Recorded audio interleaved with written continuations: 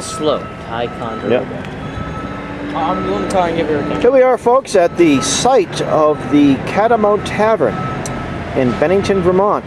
We're here in early October of 2011. The Catamount Tavern, which was built in 1767, was originally named the Green Mountain Tavern.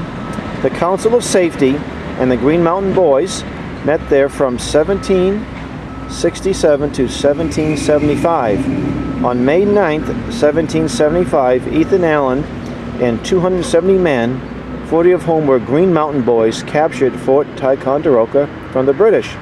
And the cannons that were captured there were brought across into Massachusetts to Boston by Colonel Knox, later became general, and delivered to George Washington, which made possible the successful evacuation of Boston.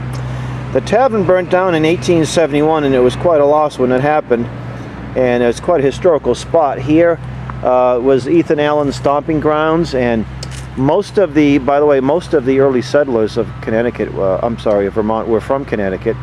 And of course, Catamount is the mountain lion, and there is a mountain lion that they believe the last one shot here, and it was in really part of the 20th century, early 1900s.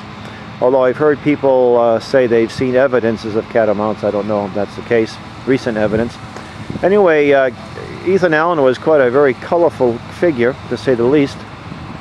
He was further north in Vermont. He's actually captured by the British, spent some time in a British prison, several years. He went to, he was actually in England in prison and came back, was in New York for a while, New York City, and made his way back here and settled in what is now Burlington, Vermont, and you could actually visit his homestead. But here in this location, if you visit the Vermont Historical Society in the capital of Vermont, you'll see a replica, a partial replica of the Catamount Tavern, and you'll see a chair with I guess a New Yorker, or Yorker they call them.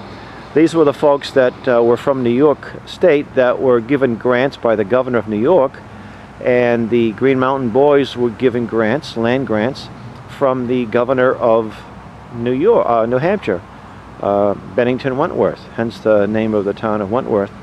And so there was a conflict, but they would do is they would tie these people up, put them in a chair, hoist them on a lamp or a post, and leave them there for a while. So it was not a very comfortable place. And we're just down the street from the Battle of Bennington Memorial.